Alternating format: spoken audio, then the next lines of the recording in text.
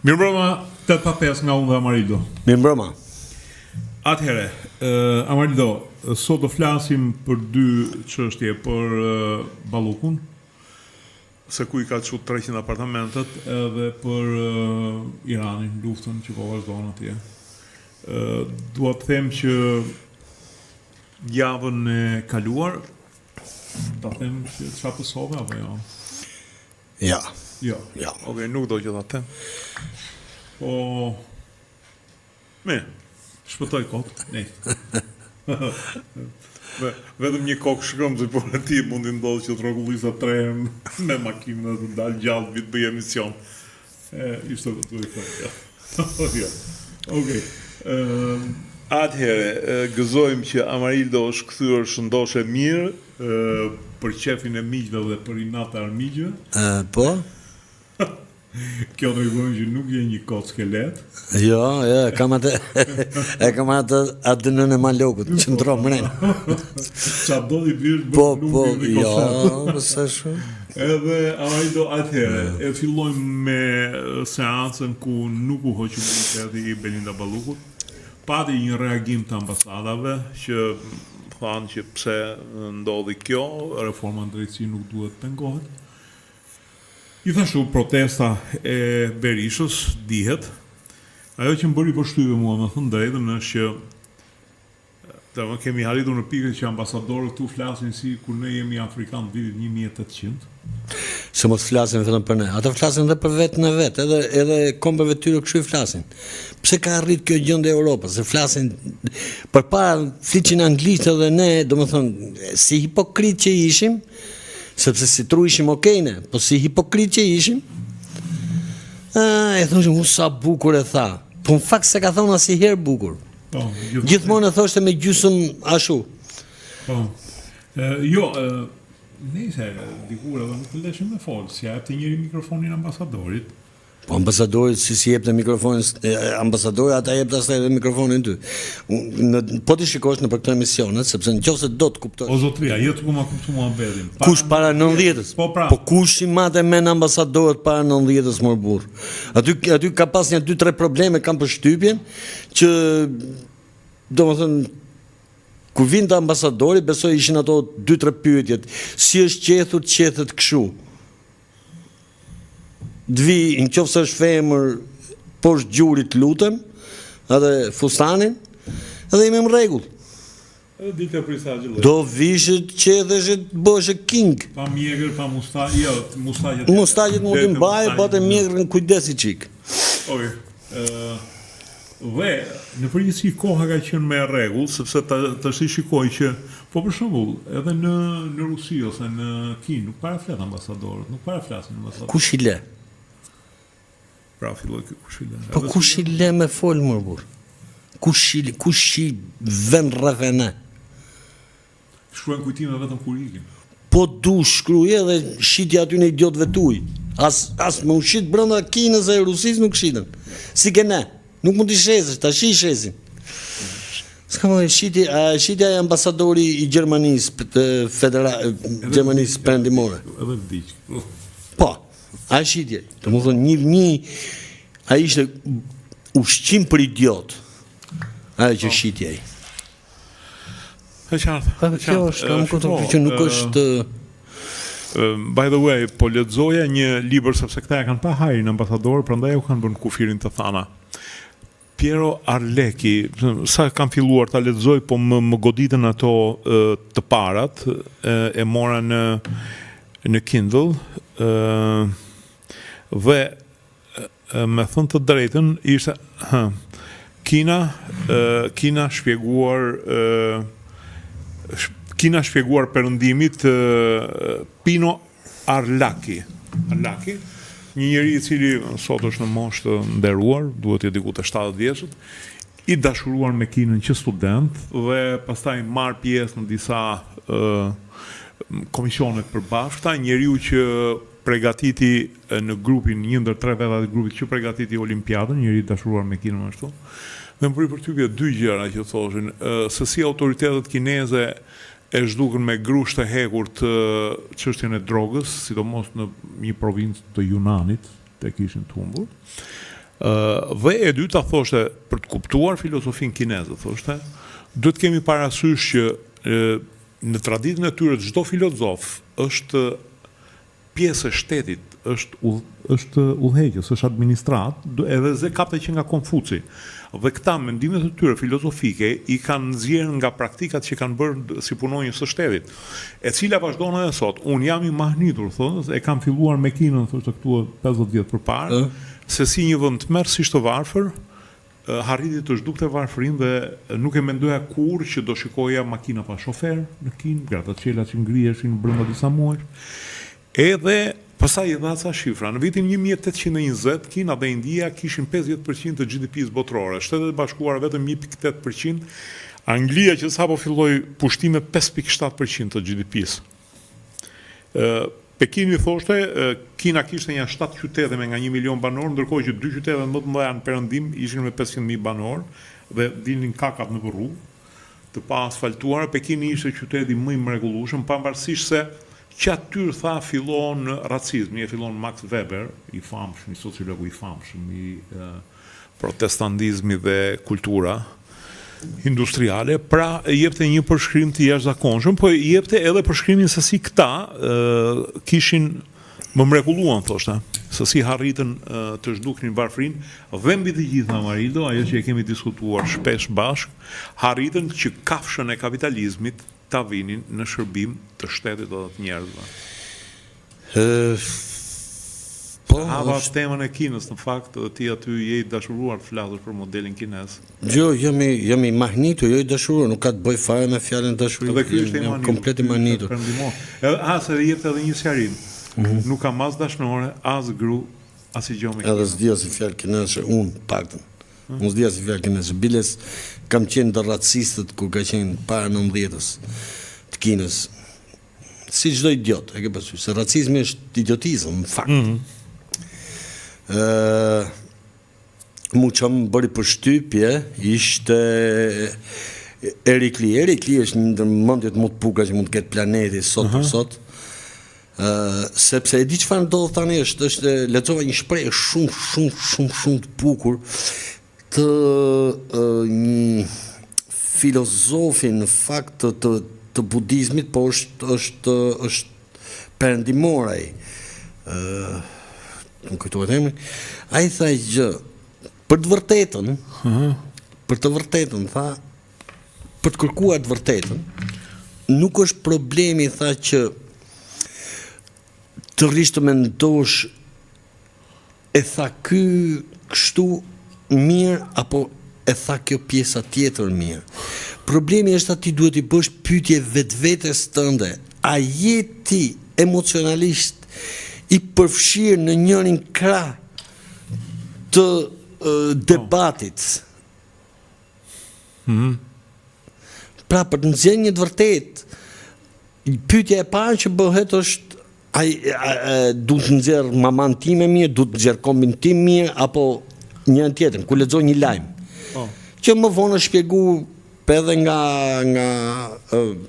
ata që kanë bërë sociologjinë, psikologjinë, që janë ato fjalët e bias që quhet. A më kuptoj që nuk thith truri mashu, pra nëse do e kapërcesh këtë, ti je drejt vërtetës. Dhe Kina ka arrit nëpërmjet kësaj forme tek unë. Domethënë Erik Lee shpjegoi diçka shumë të thjeshtë. Nëse mban mend, ka qenë ai i Alibabës. Po, Alibaba në 20 hajdut. Jo, Alibaba i famshëm që... Më falj, ai sajti i shpërndarjes, siç është eBay këto. Dhe ato kishin të kuptohemi, një bilioner. Po si Alibaba ishin disa. Dhe në 2020-ën, Kina i ndërpreu këto.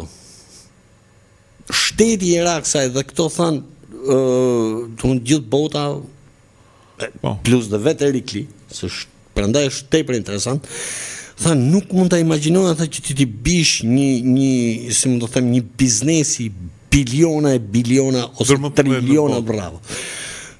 Dhe nuk arrit kuptohet se si, pse u arrit kjo. Po ishte shumë e thjeshta. ne do ndërtojmë një vend për njerëzimin, për Kinën, për kinezët, apo do ndërtojmë një monopol bubble, ku të gjithë kinezët bën sklevët kësaj, u të blekte. Atëherë tha, çfarë u tha këtyre është, dëgjoj, nuk do vazhdoni më investimet në këtë lloj bubble, në këtë lloj flucke. Do vazhdoni investimet në AI, do vazhdoni investimet në teknologji, do vazhdoni investimet në X robotik, etj. Dhe kjo tha, dha ato rezultatet e veta. Ky më duket i Alibabës donte të merrte dhe me politikë. Po pra që i filloi duke I hyni qefi. Po, që filloi duke folë për bankat e këto gjërat. Dhe nga kjo çfarë del, është pikërisht ajo që thatë ju, që është filozofia, domethënë një shteti i tërë që nuk flet i pari si në perëndim, kene e ke pa i Kastravec fillo flet. Pro Irani kështu, kjo kështu, ajo ashtu, futja kot. Ekonomia ashtu. Bravo. Ati nuk të pyet njeri sepse do kalosh në për këto sita që këto i kanë ndërtu me mira vjet, sepse nuk kanë tradhtu, pikërisht nuk kanë tradhtu filozofët e tyre, dhe nuk mbajnë filozof idiot si që kemi ne. E di që ne kemi filozof që nuk bëjnë për asnjë gjë. Jo ne më shqiptarët, jo perëndimi komplet. Po jo, ka një diferencë madhe, sepse në Kinë filozofinë e certifikojnë shekull që vinë, ndërsa neve filozofinë e certifikojmë t'japim titull një profesor direkt. Edhe një kuriozitet, universiteti i parë në Kinë që kishte mahnitur një nga udhëtarët është që ka hapur në vitin 164 para Krishtit. Në Europë i pari është i Bolonjës në vitin 1080, domethënë janë 1200 vjet mbrapa. Po të kthehemi te ky bataku jon, ambasadorët që thonë që si jemi dakord të Rama që u tha prit se domethënë nuk mund të arrestohet pa u dënuar ky njeri, pa dosjen, dhe demonstrata e PD-s, e cila në këtë moment domethënë mendon që i erdhi zari te dora. Ndërkohë vazhdojnë akuzat të tmerrshme, domethënë nuk po merr me Ballukun, ka 300 apartamente, po janë shpenzuar $1 miliard, e zunë që ka abuzuar me 50 milion, tash doli shifra 1 miliard. Dhe kjo kuptohet që të gjithë i mbishën ja socialistët që kanë bërë, kanë mbjedhur kemi një shpërdorim të fjalës të tmerrshëm. E këtu dua të kaven se sa ai ka balluku ose ka balluku. Kemi një shpërdorim të fjalës të tmerrshme, Marito. Është vërtet tani dhe është mos e vërtet. Edhe në këtë pikë edhe një do ta ndërpres. Sot ka qenë një konferencë shtypi e Ramës, ku një gazetare mbasi bënte pyetjen fillonte bënte debat me Ramën. Po shumë mirë po dhe. Mu pëlqeu jashtë masë, bravo, më pëlqeu jashtë masë. Rama po një të njëjtën që bë gazetarja, vetëm se si pëlqeu ka krau tjetër. Ai vetë po flet, vetë po thot jam okay. Në të gjitha llojet e gjërave, në të gjitha llojet e vendimeve, kështu që ajo gazetarja ishte vetëm se ajo ishte të kuptohemi pa edukat, kurse ky e bë me një farë stili. Unë ndoqa, jo, unë ndoqa direkt. Të kuptohemi, është ajo gazetare, është produkt i çka kemi i tërë që fa ndodhë 35 vjetë Shqipëri. Ajo është produkti më i shumëtuar i të shumëtuarës. Nuk ka më të shumëtuar sa ajo, në perëndim. Nuk besoj. Kam pa që Trumpi nxjerr jashtë. Jo, nxjerr jashtë, po edhe Trumpi më fal, edhe Trumpi, po ajo gazetare është, se mos i ngatrojmë gjonat. Në momentin që Trumpi thot që i 160 kalamoj i ka vrar Irani, ajo gazetare është. Nuk është se ka në ndryshim këto. Vetëm se përballen me sozinë e vetë. Përballen me sozinë e vetë, më burr. Po. A edhe Mari me Ramën. Të them një moment interesant. Mas i bëri ishte ke ajo e Aleksandër Mojsiut. Ke Universiteti Aleksandër Mojsiut. dhe thot idiotizmin më të madh që mund të thot një pianec në klub. Unë tha,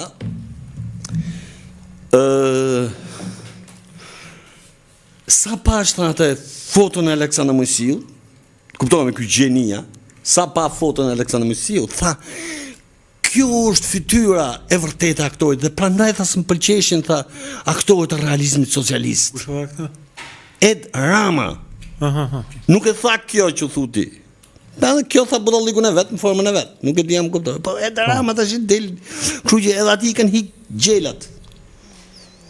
Problemi është që këtë kulturë të Edi Ramës, ky është shef përballë dhe ne gëlltisim. Këtu është problemi se çka gëlltisim ne, se kjo për mua kjo punon për Edi Ramën. Kjo gocë për mua punon për Edi Ramën, Saliu punon për Edi Ramën. Edi Ramën le të themi, domethënë për këtë sistem. Sepse nëse ti do vrasësh logjikën, janë në rregull. Megjithatë më bëri përshtypje. Gjatë do ecim përpara. Edhe një konferencë shtypje ministre së shëndetësisë si lashin vajzë në Po. kulturë. Për qef të vet, gazetarët bënin debate me të. Po jo dhe kjo, po jo dhe ajo, po jo se ti se ka thënë kështu, se ka bërë kështu, po para, të më thënë, unë di që një konferencë shtypi, ti bën një pyetje, dy pyetje, madje një pyetje bën, nuk kam dëgju gazetar në shtëpinë e bardhë që të bëj dy pyetje. Bën një pyetje dhe aty ndërpritet. Llogaritë ti si do ta bësh pyetjen, a do shkojnë në zemër të problemit, a do shkojnë në zemër të problemit. Pra, unë mendoj që kultura mediatike dhe ne është fare për tokë. Gjithsesi sa të hedhësh ti lingun, unë fal e hodha. Si s'erdhi? E hodha. Të erdhi? Po. Okej. Merrem. Okej, sepse jemi live dhe unë po përfitoj nga rasti albaner, shqiptar, Mirëmbrëma Dritan dhe Amarildo jeni të mrekullueshëm përshëndes nga Düsseldorfi, Edmond Hoxha, Mirëmbrëma, Amarildo dhe Dritan, ju ndjek çdo të premte nga Greqia, jeni të paharritshëm, suksese edhe ty mund. Beki Bano, Amarildo të duam dhe të do zoti, normalisht më. Ergys, Mirëmbrëma Dritan dhe Amarildo ruajini veten se çfarë do mbetet të shikojmë pastaj. Faleminderit Ergys. Resmi Skëndera ju përshëndes për emisionin, faleminderit. Jorgo Qirko po ju ndjek me shumë kushëri, faleminderit. Astrid, respekte për ju gazetar, bëni emision të jashtëzakonshëm, faleminderit. Jeni ju që na ndiqni që na ngasmoni të bëjmë. Jeni vërtet forcë, me sinqeritet jeni forcë, biles shumë nga ju që natyrisht më shkruajnë dhe në mesazhe. Jo vetëm forcë, po jeni edhe burim, si mund të them, idesh. Dhe më pëlqen pikërisht ky pozicion ku edhe pas një emisioni ose para një emisioni ose gjatë javës arrim të shkëmbej mendime dhe në formën më të bukur dhe sinqerisht më kujtoni para vitet 90 ku idiotizmi u lete jashtë rrethit. Për çfarë do flisje? Çfarë do lloj fushë, ti nuk mund të flisje si idiot. Domethënë idiotizmi ishte jo. Dhe ky ka qenë besimi i jashtëzakonshëm që unë kisha pas 90, që të zhorzoj, e vritë, myte, prishe, bëxa dush. Pse? Sepse truri i llogarisë gjithë shqiptarët ishin e rrethi. Erdhi pjesa tjetër. Ta gatisim në rrethi, ta kishin pas rreth më fare ata. Kështu që ju shumë faleminderit edhe ju faleminderit. Foti Nano, Mirëmbrëma dhe respekte, faleminderit. Klodi Mullaraj nuk na tradhton kur, përshëndetje kampion. Resmi Skëndaj, urime për emisionin. O Halili Amarildo, mos pi shumë, jeni të parizëm për i dorë më burë, se nuk pi, ta kam thënë, asnjëri prej nesh nuk pi. Nuk i kemi punë feje, po pjesë nga përqenë. Të shpjegoj diçka, se kish duke Halil, se më përqenë këta e më qenë kështë. Halil, mos e. Halil, zoti Halil. Se na thot që jeni të mrekullueshëm në fund, e mbyll mirë. Zoti Halil, dëgjoj këtu. Kjo quhet kafe amerikane. Është një mrekulli e vërtet. Është një mrekulli e vërtet kur po bën ndonjë punë ose si mund të them ty je përpara kompjuterit, pra nuk është si kafet Express, që dhanë direkt në trum, po kjo është më shumë si mund të them, e ujosur. Edhe kjo të le vetëm një shije kafje të vogël. Quhet kafe amerikane, në fakt është kafe angleze, po ja kanë vjedhë amerikanët, është pa qumësh, se qumëshit botëm. Okej. Është pikërisht për këtë. Kështu që mos e ke problem, burr. Nuk thjesht pasaj është një etika profesionale që nuk pihet kurrë në emision. Atëherë CJD-CX për to t'ja lexoj akronimin, vë një emër o burr, se ti nuk je normal kur flet. Amarildo Dritan jeni në emisionin mrekullueshëm, Arbeni mirëmbrëma Dritan, mirëmbrëma Amarildo nga Mynyu, Janaq Mekshi, jeni të mirë respekt nga Suedia, a shef qa hapësira Amarildo, nga Kreta e deri në Suedi, nga ekstremi jugut i Europës në polin e Veriut.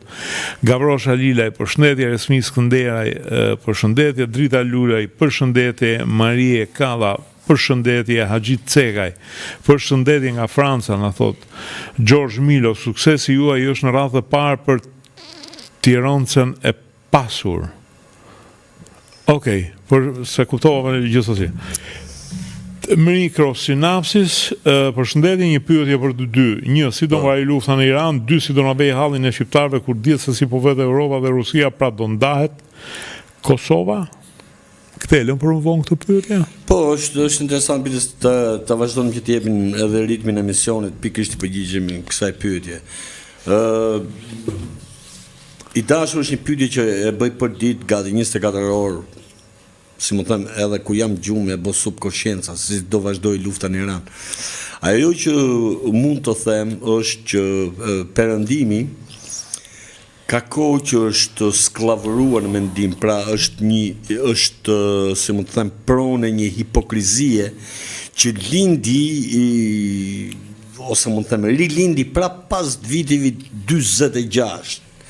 1946. Për para asaj kishte arritur, sepse përmendje dhe Dritani një gjë shumë të bukur, në fakt që nga aty do ta kishin filluar emisionin, po zgjerohet kjo shumë, që eksperimenti i parë me çfarë po ndodh sot, që ne po përjetojmë, është bërë pikërisht në Kinë dhe pikërisht në Indi.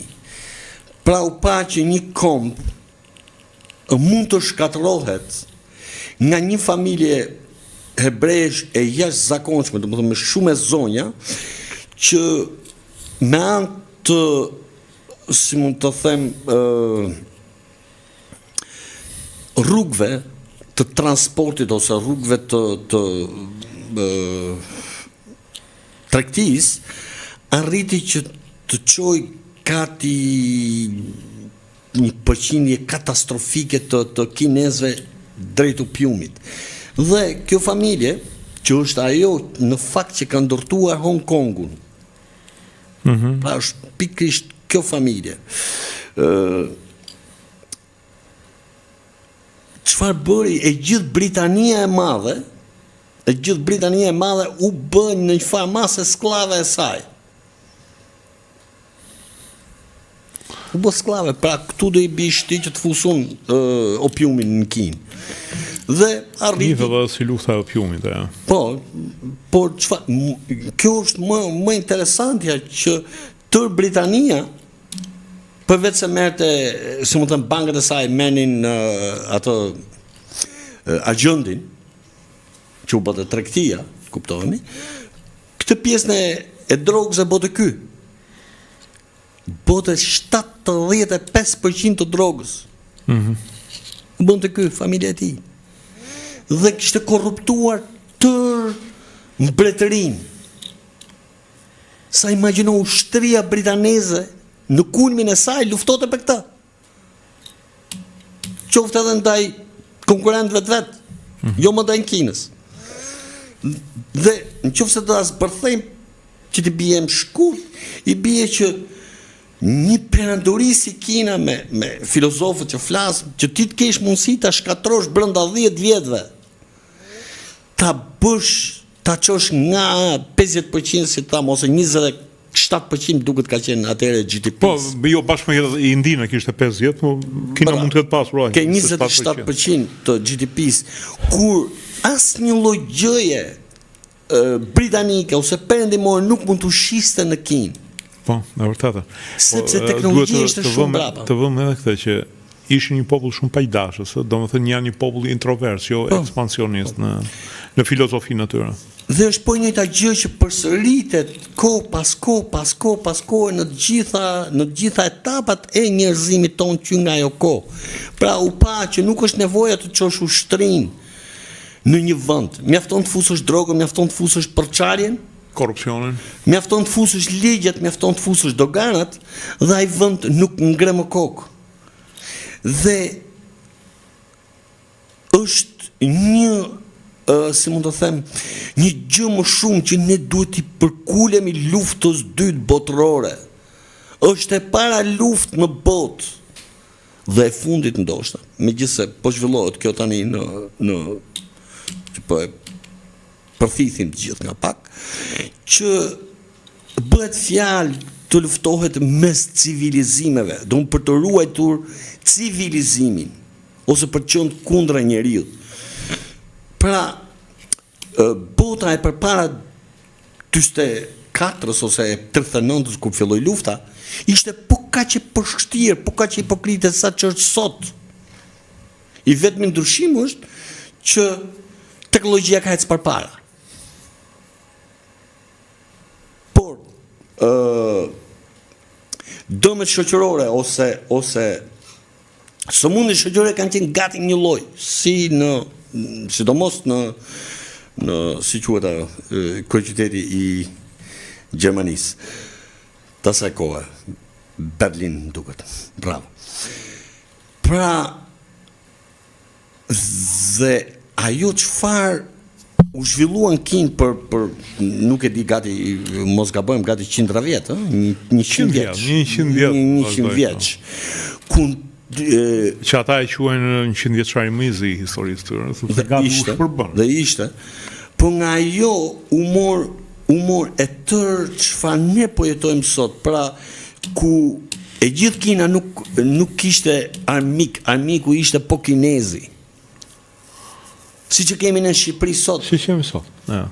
Nuk e ushtat je i pushtuar totalisht, dhe armiku është ai PS-s, ai PD-s, është ky ai, më kupton, është muslimani, është krishteri, është tjetri.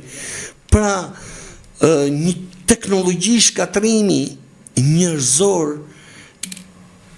e ngretur në pjedestal. Në art. Okej, atëherë i kthemi pyetjes si do mbaroj lufta në Iran. Lufta në Iran, unë nuk më pëlqen të predikoj, domethënë, ose jo të predikoj, si quhesh këtë, si mund të them të jap të parashikoj. Nuk më pëlqen të parashikoj. Ajo që çfarë po ndodh tani është që shumë hapur po luftojnë dy civilizime. Shiko, është një luftë në fakt e cila mbulohet nga mjegulla e luftës, padyshim që është një luftë midis dy sistemeve. Civilizimi nuk do të quaja sepse një pjesë e mirë e civilizimit perëndimor nuk merr pjesë në këtë luftë. Dhe unë civilizim perëndimor quaj edhe Rusin në formimin e po merr pjesë në këtë luftë, edhe vetë Rusia dhe vetë Kina po merr pjesë në këtë luftë. Nuk është luftë midis civilizimit perëndimor, po them sepse Rusia e quaj pjesë të civilizimit perëndimor, në mënyrën se si është ndërtuar. Prandaj po nuk e quaj. Është luftë midis dy shteteve, Shtetet e Bashkuara dhe Izraelit dhe Iranit, ku padyshim Irani e përjeton si një luftë. Jo, është dakord. Civilizime nuk mund t'i quaj. Për mua Amerika nuk përfaqëson civilizimin perëndimor, sepse civilizimi perëndimor është edhe kryeministri spanjoll, i cili tha që neve nuk mund të vëmë nuk mund të losim me miliona. Prandaj ndoshta fjala ime nuk ishte korrekte. Mes dy civilizimeve është lufta për civilizimin. Kjo është lufta për njeriu. Dhe iranianët, neve në fakt u desh kjo luftë që t'i njohim, vërtet janë një teokraci, por jo vetëm, janë një qytetërim i madh me një histori të jashtëzakonshme të shkuar, me një histori lufte, dhe unë nuk mendoj që do përfundoj Irani siç kanë përfunduar shtetet e tjera, sepse përveç tharmit fetar ka edhe një të vetë ndjerë historike. Irani nuk është kombi i sajuar siç ishte Iraku ose Libia ose Siria, që janë bashkime fisësh. Këta kanë traditën e tyre.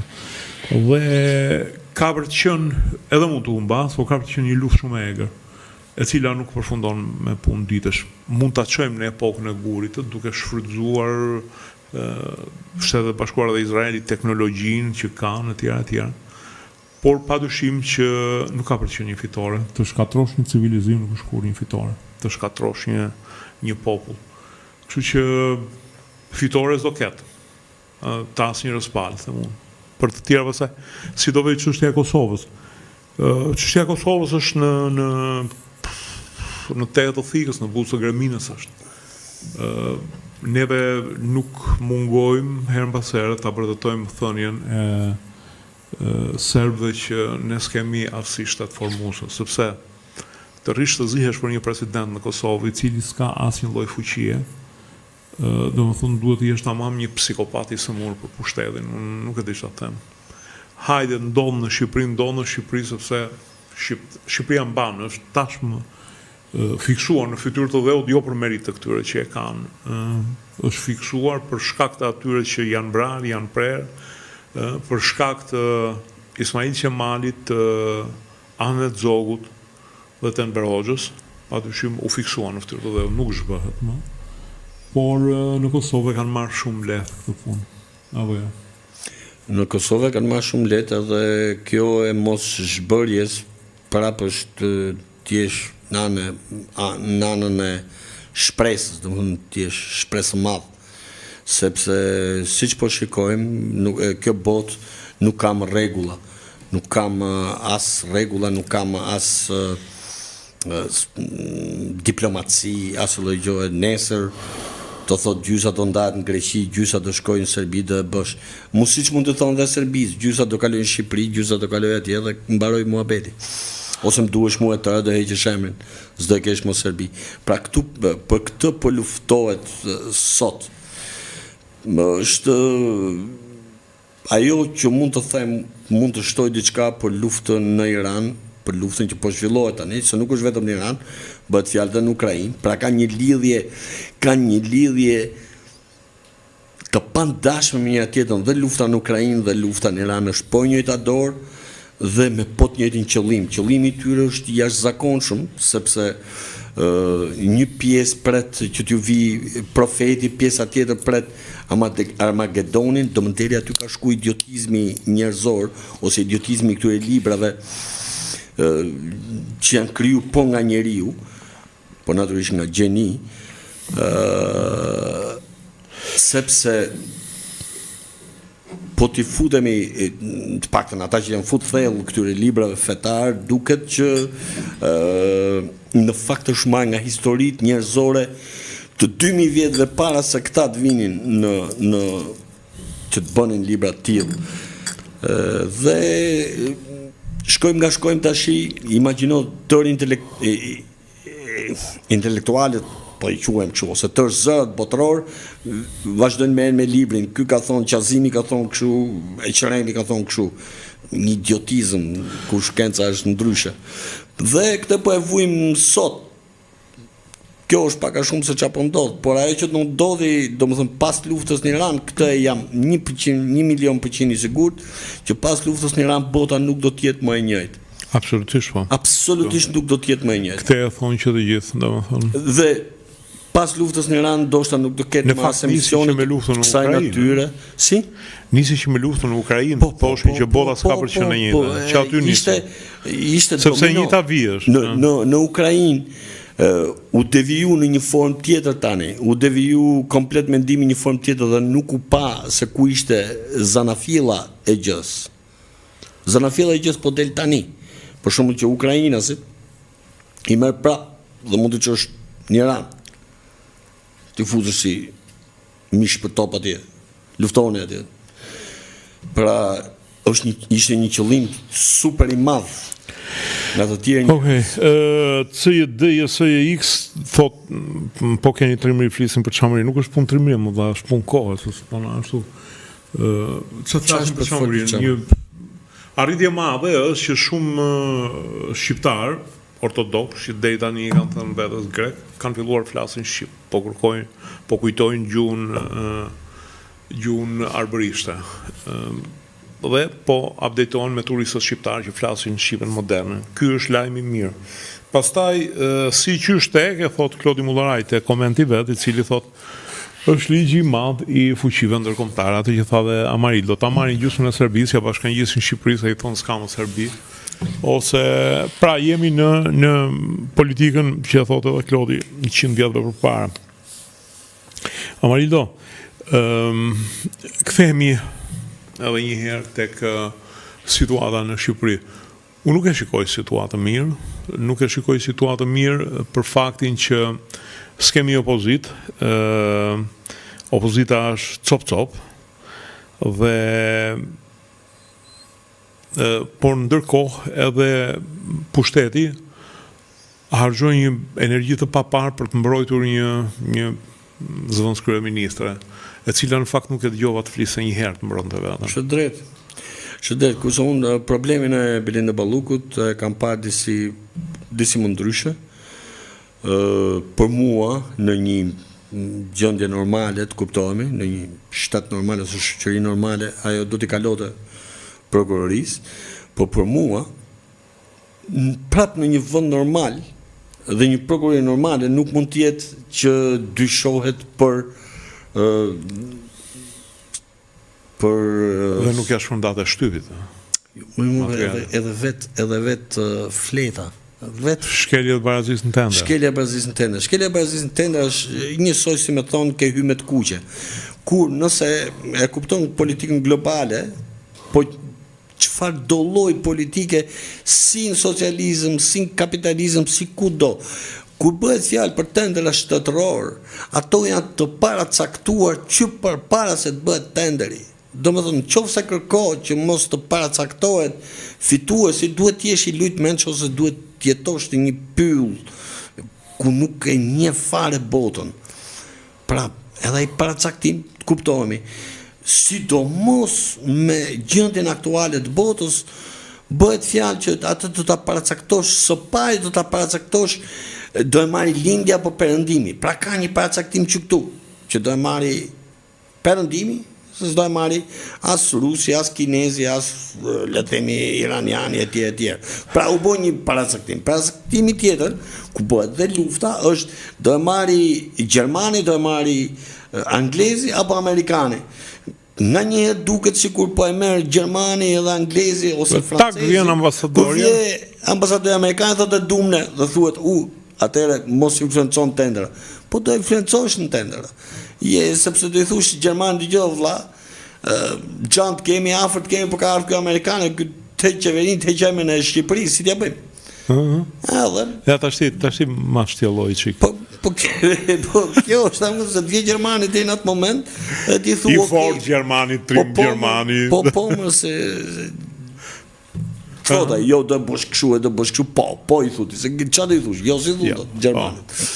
Po e dua edhe kështu. Kur tak 12 natës? 12 natës mesazh. Hajde ke zyra. Dilte zyra. S'dini çik më zyra se kam pak punë me ty. Shef gruaja telefonin, thu ka grup lezë, s'është ajo që më noti është allimon. Le kërvatin e martesës, beqarisa çat dushti me qenë. Vesh poturës shpejt. Rap fare. Ke ai do të dëgjoj, na lexoj çik të letrën. Po s'ka firmë. Edhe lënë letrën këtu ku është. Edhe fiksoje mirë. Në 1:05 natës ti thu Gjermanit, mos më çaje draza shumë për ik. Mos ta shoh më bojë. Se më ardh baba, edhe kjo është pak a shumë. Pra, që ta rrumbullakosin. që kjo akuzë është shumë qesharake, është akuzë më shumë se qesharake, se nëse ti do t'i vesh një pik mbi gjës, fute aty ka e letër, thuaj dyshohet për korrupsion. Dhe këtu jemi në rregull gjithë shqiptarët. Dhe këtë po thot dhe Edi Rama, pavarësisht se zhurma që na shkryuan nga salihizmi, nuk arrit ta kuptojmë këtë.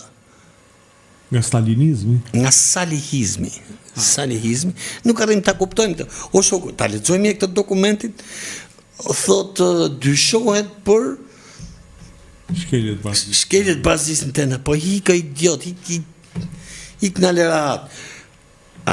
Nëse, kjo është e bukur, që ajo opozit, ose opozita e Edi Ramës, qoftë kjo intelektuale, sepse dhe intelektuale dhe janë dhinte. Dorëzoje atë Belindën, në format ndryshme. Unë si zombi. Po kështu janë më burë, jam këto se dalin si kokra, s'lexojnë as i gjo, nuk shohin as i gjo, edhe kape dorëzoj Belindën. Ku nuk bëhet fjalë për i princip, madje ta mbaroj vetëm këtë aspekt. Bëhet fjalë. Nëse i paknaqur vlla, shko ke Spaku dhe thuj më shkruaj këtu për korrupsion. Dhe pas kësaj jam dakord, unë direkt shkoj mrena Belinda.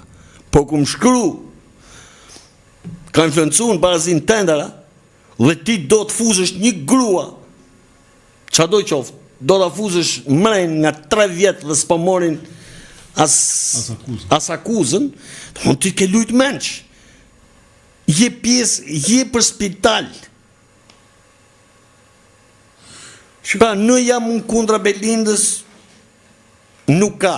Po ti jesh me arsyen, është tjetër gjë. Shkruaje sot i dashur prokuror, hetus çfarë je, shkruhet dyshohet për korrupsion. Dhe pas kësaj është tjetër gjë çfarë mund të thush Edi Ramës. Por në të njëjtën kohë duhet kuptuar se gjithmonë thika është me 2 presa, gjithë kohën. Prandaj është sistemi është shkencë. Pse? Sepse është tepër interesante kjo puna e Spakut. Në momentin që ke shkruajt për korrupsion, detyrimisht e gjithë bota shqiptare edhe botrore thot zotëri dorëzoje këtë pranë organeve kompetente. Në krahun tjetër bëhet fjalë që ky Spak i ri dhe kjo Shqipëri e brisht, siç po e shikojmë,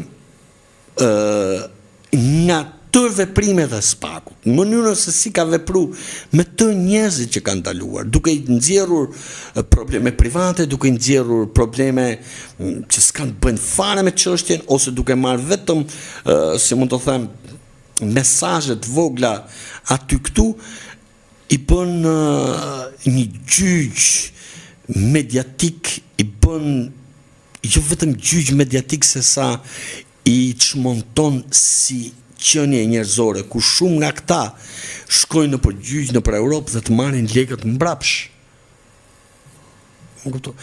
Dhe nga kjo ne duhet nxjerrim, ne shqiptarë duhet nxjerrim vetëm një pyetje shumë thjesht. Ky Spaku, sepse kam parë ato të Manjanit që thot diçka, thot jo Spaku do të veprojmë bazë të ligjit të njëri tjetrën. Jam dakord me atë krahun, por atë dyshimin tjetër e kemi vënë që është një agjentur që është fut brenda këtij Spaku, sepse nëse je drejtësi, është e pamundur ti të nxjerrësh gjëra personale nga i dyshuari, ose nxjerrësh sekrete hetimore, le të themi. Por, siç e shikojmë, është më shumë për zhurmë ndaj tyre se sa për të drejtën që kemi ne, si shtetas për drejtësi. Të uron Zotit Rujt thot për çka ka ndodhur. Faleminderit.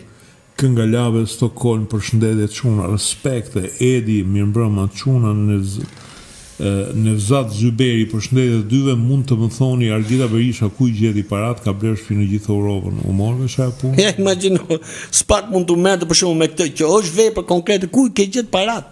Dhe unë jam dakord, nëse akuza ndaj Belinda Balluku do fillonte ja ku i ke 300 shtëpi, më trego ku i ke parat. këtë moment S'ka, si ja kanë gjetë.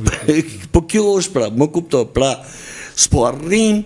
Në një krah tjetër ai ka shpitëll si kërkojnë ku i ka gjetë para. Në krahun tjetër i thonë ti duhet kesh para derisa ke 300 apartamente që nëse dim se ku janë. Po i din këta në për panele, i din këta, sepse në qëtë prapë nëse do ishte drejtësi, është si që është paneli e ka për fut mrena desa gjeni 300 shpita aty në ju, ose ndryshe do hikin të shpijet e juja. Pse? Sepse sot ka shumë herë që unë do më se më intereson shumë mënyra se si funksionon njeriu, po sot pash një profesor që thaj diçka shumë bukur. Çdo lloj lajmi i keq, për qoftë edhe në marrëdhënie, çdo lloj helmimi le gjurmë tek ne. Për këto media që hedhin helm gjatë gjithë kohës, lën gjurmë tek ne dhe heqin logjikën, dhe logjika siç po e shpjegoj më shumë e thjeshtë, nëse Belinda Balluku si ke gjetë një makinë 200.000 euro, e fillon nga aty. Shumë a ka më të thjeshtë se kaq? Ku i ke gjetë parat e kësaj? Nuk ka shqiptar dhe nuk ka e drama që mund të dalin mbrojtje e kësaj. Jo. Është shumë e thjeshtë. Zonjë, vetëm më sill dokumentat e kësaj 200.000 euro makinë ose 2 jahteve që ti ka gjetë ai tjetri ajo tjetra. Se këto po shesin lajke dhe nuk arrin të kuptojnë se çfarë psikopatie edhe niveli portaleve Marito po ta shohësh ka një lloj jo se kam probleme me provincën, se provinca për mush koncept filozofik, jo koncept gjeografik. Këta të portaleve janë ca të pashkolluar, të ardhur nga ca vende të humbura që nuk e kanë idenë se si funksionon shteti dhe mekanizmi. Po ju marrë një rast shumë thjesht. Janë 2 ato generatorët në Triport të Vlorës, që si janë dhe skur. E mbani mend kush erdhi? Erdhi ish drejtori i CIA-s dhe në atë kohë miku më i ngushtë i Trumpit. Edhe tha, më duhen 67.000 euro, tha, në muaj, tha, se kam shpenzime, tha. Dhe do t'ju bit 2 hekurishte këtu që më duhen 50, tha. Se isha mrena bisedës, më duhen 50, jo i thanë këtë 67 do mosh. 67. Dhe aty ato qiraja atyre shkon direkt në llogarinë bankare të atij dhe nuk ka. Jo e dira, më pas në Veroxha më uqu sot që ti heqja do për momentin. S'ka se go. Po? Kështu që harrojeni këtë këngë, se mos ne të vije të gje ajo që gjeti Saddamin, ajo që gjeti Maduron, të vije të gje ajo që po gje Iranin, që gjeti Kaddafin, kur do të bësh trimin, kur vjen ambasadori në 12 natës edhe thot shoku ke parasysh se u nxitove që të firmosësh një kontratë, ti thua, po pse më zemra nuk morën telefon, një telefonat larg jam, e po kam ca punë, po ti ca gjëra duhet i marrësh edhe me mend, thot, edhe ti merr me mend, pastaj sepse luftrat kushtojnë. Mos kujtoni se ato para në luftën e Gjirit do t'i paguajnë taksapaguesit amerikanë. Ne do t'i paguajnë. Tu, NATO, ja. E më the të thash. Pra, siç po paguajnë luftën në Ukrainë, që unë s'po marrë vesh se ku do të dalë Ukraina, po, Zoti e thotë mirë për ata të jem nëna që po kujtëm. Janë në Rjoll më duket. Në Rjoll. Në Rjoll po zhvillohet ajo, si më them, bërthama e tërë që ka ndodhë tek ne. Pra, bëhet fjalë, është falsifiku apo nuk është falsifiku dokumenti i pronësisë, në rregull? Pra, nëse do zgjidhte të këtë spak, kishte arrit me rregullu një komb të tërë, sepse bësh fjalë. Një krahin të tërë. Më një komb më burse i shko.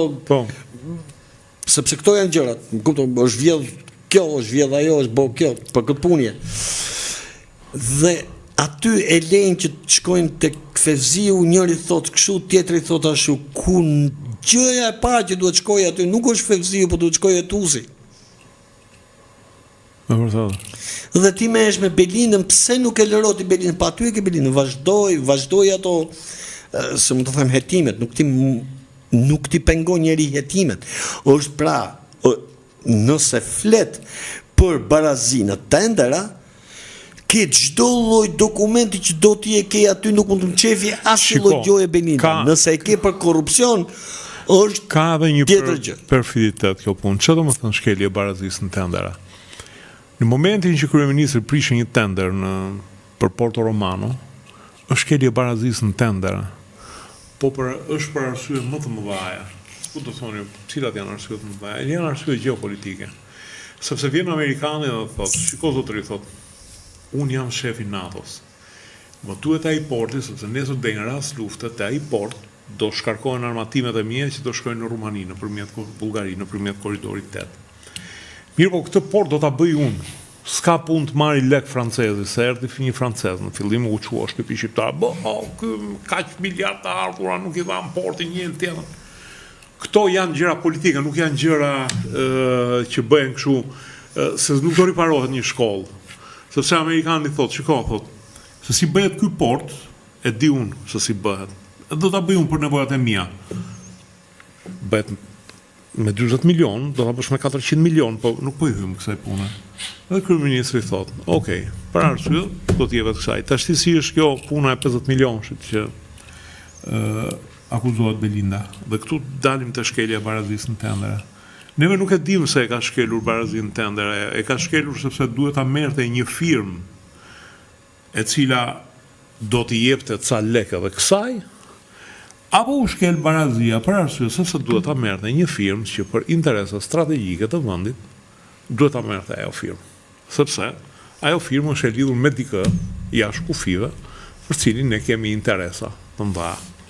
Dhe prandaj luhet me këtë shkelja e barazisë në tendera. Për shkelje edhe mund t'i ka shkelur barazinë në tendera. A ka vjedhje? Dhe prandaj e tha dhe kryeministri, a ka vjedhje? Do me thënë, ta zëma i 50 milionshi, ka shkuar të ndonjë llogari e Belindës? Ose ke kap një llogari të Belindës ti dhe pastaj i tërheq fillin, siç e thash më konkretisht tek një makinë, po jo. Ti po thu ka pabarazinë tendera, e dim që ka pabarazinë tendera, e dim sepse Venezuela kishte një kontratë 100 vjeçare me Kinën për naftën. U prish barazia në tendera fare. Se erdhi Amerika e mori tër naftën dhe Venezuela nga që merrte, le të themi 5 lek? 5 lek, merr 0 lek. Merr hiç lek tash, merr ajër nga nafta. Ja u prish barazia në tendera. Le të ngret opozita atje tash të ti e prishë barazinë tendera. Ja, aty është opozitë e mençur, i fali dhe Nobelin Po, opozita. tash janë çuar edhe ata, janë çuar protesta se janë prerë dhe pensionet. Kina kishte për të bërë një rrugë aty e cila kushtonte ka një 70 miliard dollar investim me Kinën. Në fakt që duke se po i shkojmë në ty të gjitha. Dhe çfarë do thotë tash ti? U prish barazia në tendera. U prish barazia, ja hangrën paret Kinës. Nuk mendoj që sepse kinezët thonë që kontratat janë puthitur me gjyqe ndërkombëtare, po mbas kësaj lufte, prandaj sepse këtu rregullohet lufta, rregullohet tër ideja. Pas kësaj lufte mund të thonë Kinës që një edhe këtë 7 milion që thotë ky 70 bilion nuk është e jotja më. Sepse pikërisht kjo luftë që po i ve këto gjëra në tërësi. Ajo që ndodhi, nuk e kishte pa në historia njerëzore këtë që ka ndodhur në Iran, që ndodhi dhe në Venezuelë përpara. Pra, po arrin përtej çdo lloj koncepti që kanë qenë edhe vetë në luftrat botërore. Dhe në vetë luftrat botërore ne kemi ka shku një trahat më andej. Shiko, Gjermania sulmoi Poloninë se i tha më ke vrarë, tha, ca ushtar në një post, në një stacion radiofonik. Keni vrarë.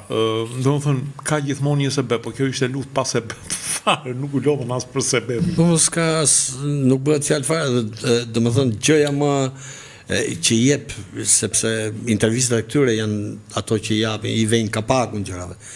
Kur thotë ai pa pikë turpi, thotë dëgjoj, thotë se këto fëmijë mund të ketë vrarë Irani.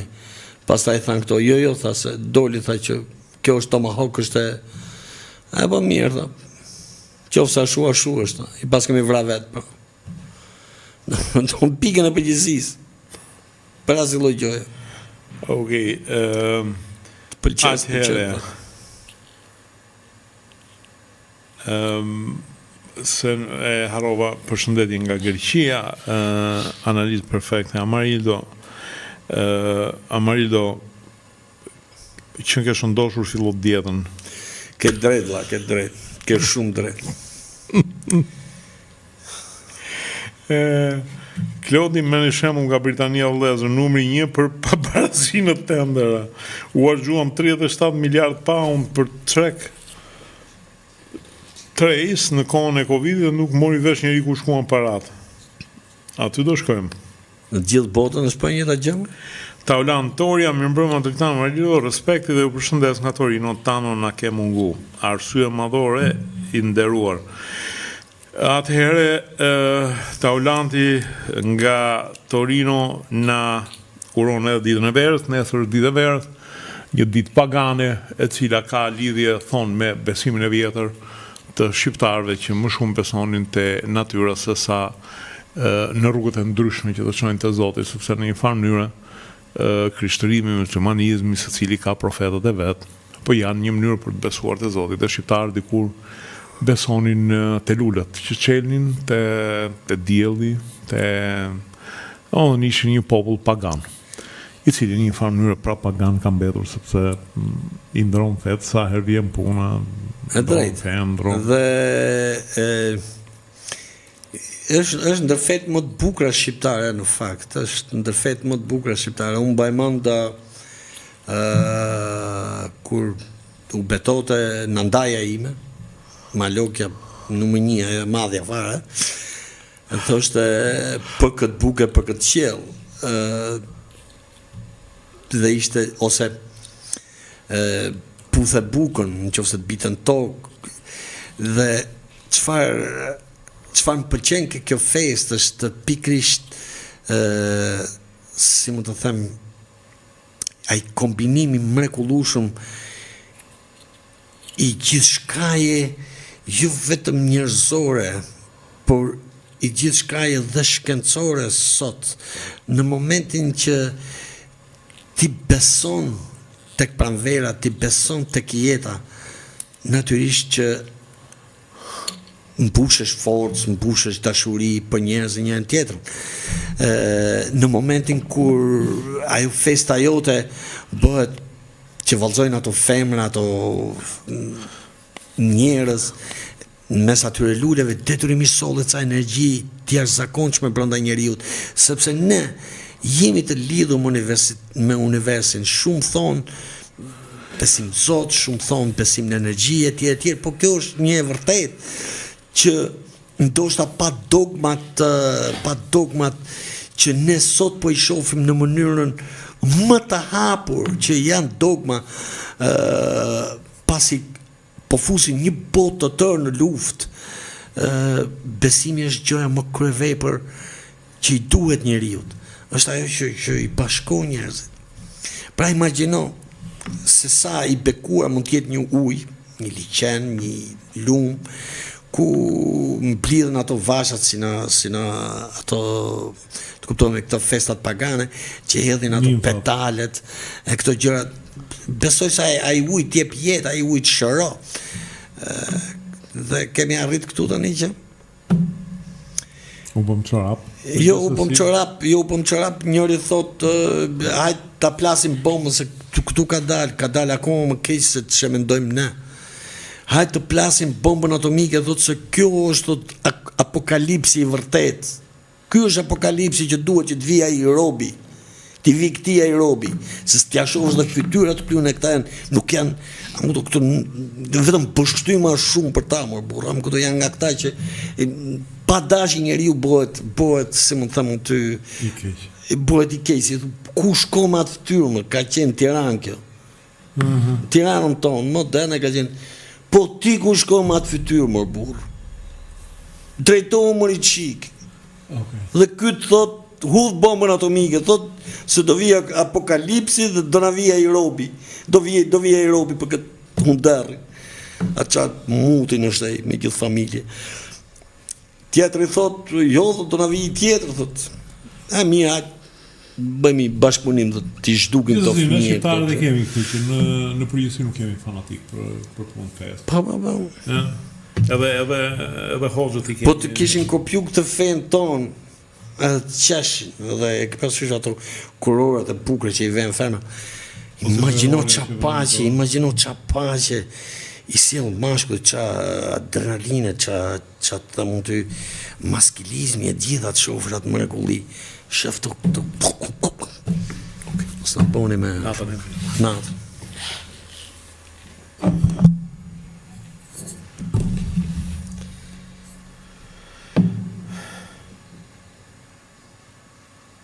Mirë, Dori. E mbyllë për në një orë. E duke pa kilove. E ne e mbylla? Lodhe, po.